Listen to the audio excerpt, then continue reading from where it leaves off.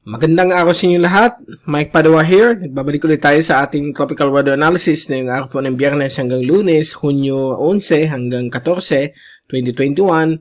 At ito po yung ating Tagalog version brought to you by Typhoon 2000. Umpisa natin ang update. Ito po yung latest graph sat. Simulan na yung araw na ito ng Biyernes hanggang bukas po, Sabado.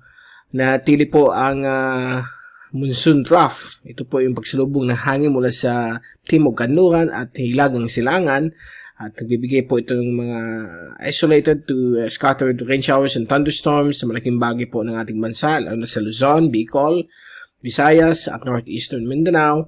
So, kaya hapon-hapon po nagkakaroon na po tayo mga localized thunderstorms dulot po nitong monsoon trough. At dito po sa may labas ng ating bansa, labas ng Philippine Area of Responsibility, meron po tayong aktibong low pressure area na si 92W, nasa 35 to 65% ang chance po na magiging bagyo po ito sa loob ng 24 oras. But yung Japan Meteorological Agency ay in-upgrade na po nila bilang isang tropical depression. Ang good news po ay hindi po ito makaka-epekto po sa ating bansa. So, papunta na po ito sa Hainan, sa isang isla po sa southern China at sa may northern Vietnam. Ang makaka-apekto lamang po sa atin ay itong tinatawag nating hanging habagat. So ito pong hanging habagat ay patuloy magbibigay po ng hangin mula sa timog kanluran mula 30 hanggang 40 km bawat oras at mga pabugso-bugsong ulan at mga paggulog at pagkidlat lalo na po sa may kanluran bahagi po ng gitna at katimugang Luzon. So ito po ay mga areas po ng kanluran bahagi po ng Zambales, Pangasinan, Bataan. Gayon din po sa kanluran bahagi po ng Batangas.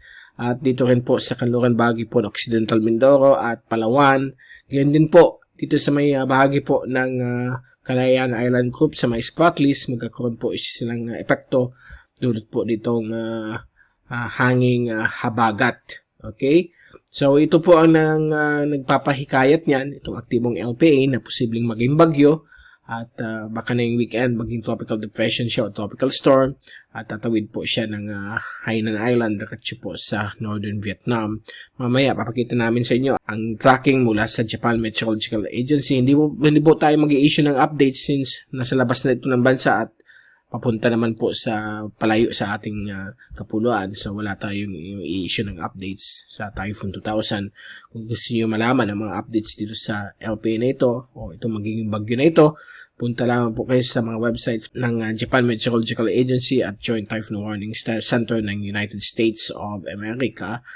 At sa labas ng ating bansa, mayroon naman isang low pressure dito, si 93W, napakahina naman po ito, less than 25% ang tsansa na magiging bagyo at ito po naman po ay papunta sa may karagatan sa silangan ng Japan. Okay, so all clear naman po ang Pacific Ocean. Itong weather natin ito na dulot ng monsoon trough ay magpapatuloy hanggang sa darating pong Lunes. At ito naman po ating fast animation. Yan po, kinakita po natin ang mga thunderstorms na nagsilabasan po pagdating po ng tanghali hanggang ngayong hapon at magpe-persist po ito hanggang mamayang gabi habang ito ay kahihina po at hanggang matunaw.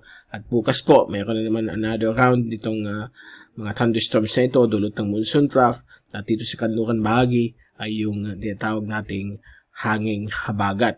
So ito po yung windy.com zoom in satellite animation at nakikita po natin na yon halos malaking bagay po ng ating bansa ay talagang kinocover po nito mga localized thunderstorms.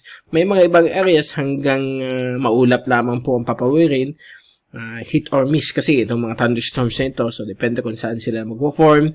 Pwedeng light rain lang maranasan ninyo o pwedeng nasa center po kayo ng mga localized thunderstorms.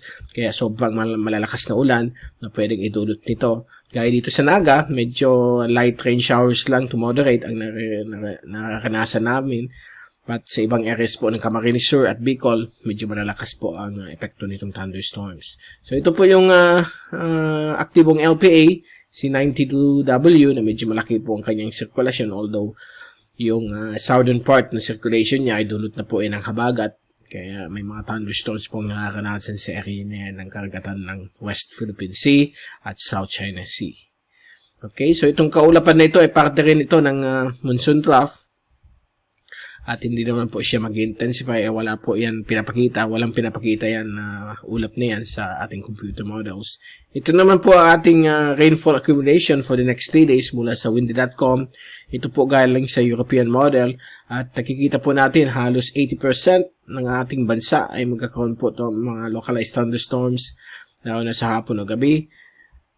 At may mga areas naman po na mukhang hindi naman po maapektuhan naman po ng mga localized thunderstorms, but inaasahan pa rin po na baka magkaroon din yan mga areas na yan dahil po ito po ay puro forecast. Okay? So, yan po ang latest sa ulan. Ito naman po ang latest sa ating hangin at pressure systems. So, tutok lang tayo dito sa American model since pareho naman ang tracking nila sa European model. At nakikita po dito na for tomorrow, magla-landfall na po siya bukas ng tanghali hanggang maghapon, mag-cross po siya ng Hainan Island bilang isang tropical storm. So, posible siya maging tropical storm habang tumatawid po ito ng area ng Hainan Island, palabas po sa Gulf of Tonkin. Medyo malaking kanyang sirkulasyon at yung hanging habagat ay mananatili po sa may dagat China at karagatan po ng West Philippine Sea. Samantala, dito po sa Pilipinas ay variable winds at mga localized thunderstorms pa rin dulot po ng monsoon trough. At sa Sunday, magla-landfall na rin po ito sa may area po ng Northern Vietnam at malulusaw po bilang isang low pressure area itong tropical depression na posibleng mag-develop. Okay, at mananatili pa rin yung southwest monsoon sa dagat China at West Philippine Sea. Samantala sa Pilipinas, still prevailing pa rin yung monsoon trough at mga isolated thunderstorms sa malaking bahagi ng ating bansa. Ganoon din po, pagdating ng Monday, ganoon pa rin may mga thunderstorms pa rin mga karanasan dito sa ating bansa. Subalit ang hangin ay mukhang lalakas po mula sa timog kanluran o southwest. O mag-iiral pa rin yung southwest monsoon at magbibigay ng mga breezy conditions, yung hangin, mga 10 to 30 kph sa may extreme northern Luzon, western Luzon, at light na o mahinang habagat naman po dito sa may Kabikulan, western sections ng Visayas, while very light winds mula sa kanluran dito sa may kanluran bahagi po ng Mindanao. So far, mga localized thunderstorms lamang po ang mga ating mga weather systems, lalo na sa hapon o gabi na magpapaulan po sa malaking bahagi po ng ating bansa hanggang sa darating pong Lunes. At bago tayong paalam, ito po yung tracking ng Japan Meteorological Agency. Ayan po siya na yun. At by tomorrow, tatawid po siya ng Hainan Island bilang isang tropical storm. Lalabas po sa Gulf of Tonkin. And the final landfall po ay panghuling landfall dito po sa may Northern Vietnam. At malulusaw po bilang isang low pressure area sa darating pong Lunes.